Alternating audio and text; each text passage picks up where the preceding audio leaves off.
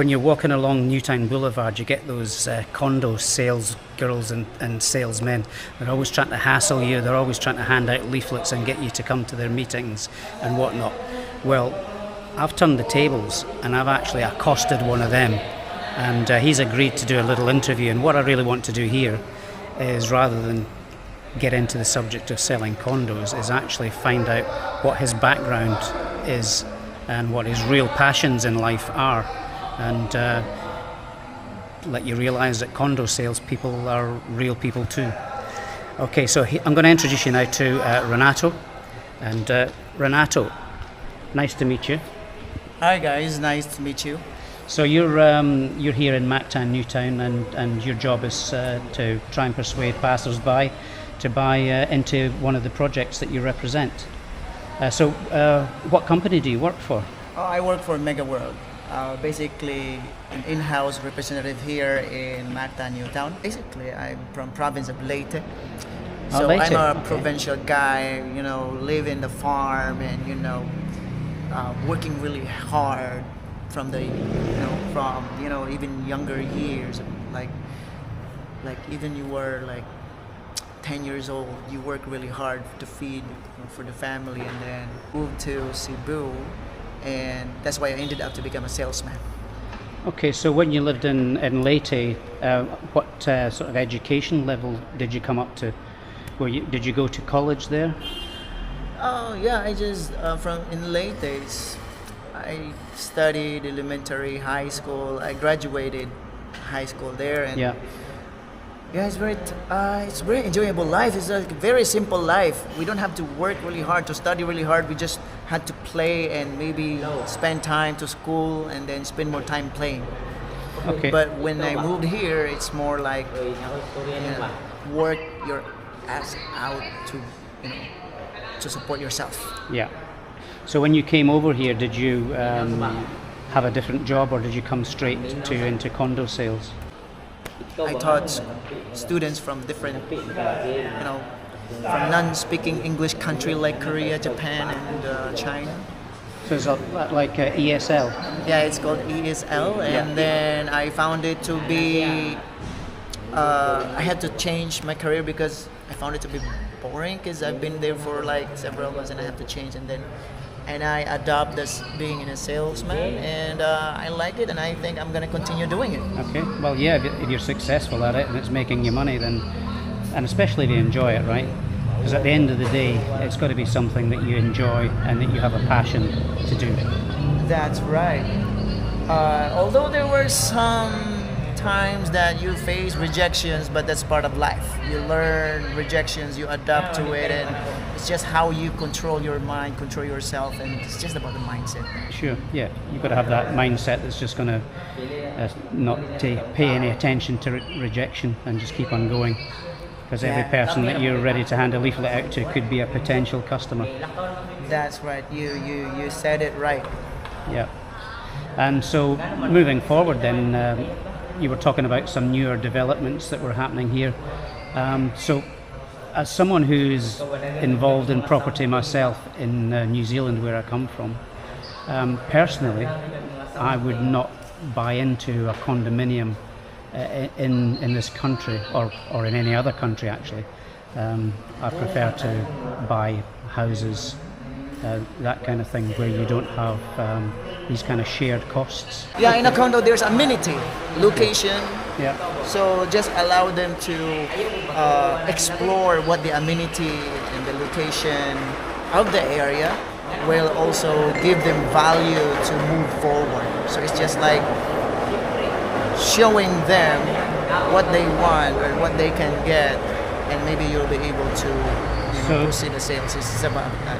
So it's no hard. So having come here to Mega World, I've been here a few times, and it's very much a kind of taking the Western culture and Western shopping and Western roads, etc., out of there and bringing it into Philippines. So it's like a bubble here, and yes, it's like a Western lifestyle in the Philippines. You were telling me before that we as Westerners, we're not allowed to buy land here.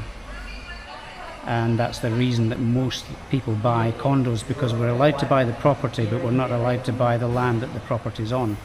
So that's just a shared ownership. Is there any sort of thing that Mega World or any other company that you know of that build very small connected properties, which are perhaps 1 or 2 stories, which would really be considered to be houses with land that a foreigner can buy outright? Well, I will try my best to give you a little of my knowledge about it, Sure. since I'm focused only in what Mega World is doing in Mactan, Newtown specifically. Yeah. There are other developers who I know. Let's just maybe name the person. It's our competitor. It's Philinvest. They have the subdivision lots, and they sell houses. Yeah. However, when you buy subdivision land, you have to buy the land, and therefore you have to have a Filipina partner for you to own the land. Okay. But however, for a condo, it's 100% ownership. So like what Mega World is. So if you are a foreigner, you have 100% control of the property. Okay. So if you want to buy a small house or a large house where you're having to purchase land, then there's always the problem there then of the Filipino or Filipina, depending on which way you swing. You should be married with a Filipino. Then they can potentially take that land away. So is it best then to have something like an enduring power of attorney? She then signs that enduring power of attorney, which gives you control over the land. It gives you the ability to sell the land, and it gives you the ability to decide who the money is dispersed to. Is that something that you would recommend? Well, hiring a legal representative Yes. is advisable in this area, ownership of land. There may be considerations on that. If you are an investor or you are a corporate investor, there may be, I'm not so good on that, but maybe consult with a legal representative on that. Yeah. Because there also can be issues with titles as well. So, for example, you can have a clear title, which is really what you want to have, and there are things called mother titles as well, where the land has been split into from a one owner.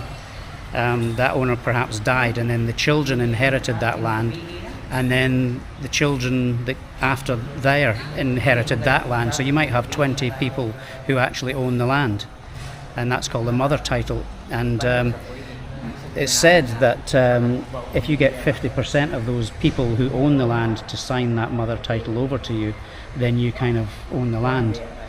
But I'd also heard that that's not actually the case, because if they haven't signed it, they still actually officially own a percentage of that.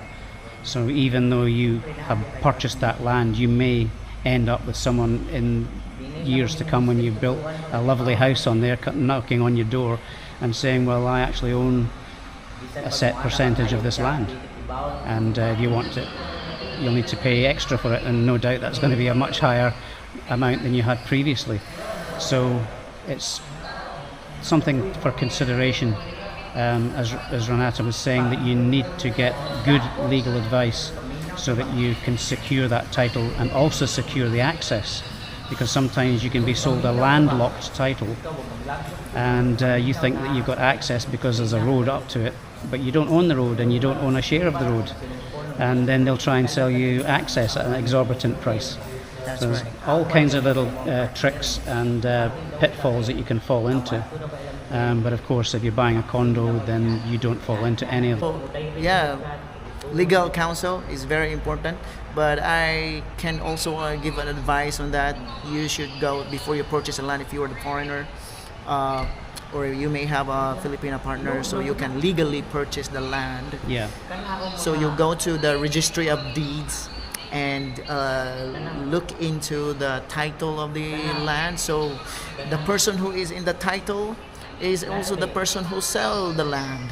Right. So do not maybe they may have a representative or a legal representative that they are authorized to sell that land. However, it should be updated. Their ID and the signature between the owner and the representative should be updated, because if it's not, it's more than 2 years or like that, it might not be valid. Buying a condominium has its place. So there's the kind of safety that you can have in there. You can put it 100% in your own name. You don't need to get your Filipina or your Filipino involved in that, and you can own it outright. So I guess, it's horses for courses. Not my kind of thing. I think I would prefer to go and buy land, build a house there, and have an enduring power of attorney over that. But even there are still some areas of discrepancy, so you're never 100% safe, never. You can only just kind of reduce the risk, the legal risk, as much as you possibly can, but in the Philippines you are never 100% sure, except for the condominium, of course. In addition to that, it's just also, there will always be like the bad sides and the good sides of the condominium.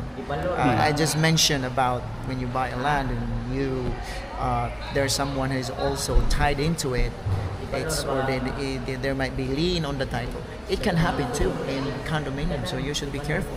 Right. So when you buy a resale property, which is run directly by the owner selling the property, you should check the registry updates in the municipality. So you should still under the advice of the legal counsel. Right. So always be careful. You have to have a very reliable legal counsel before you make any transactions if you're a foreigner.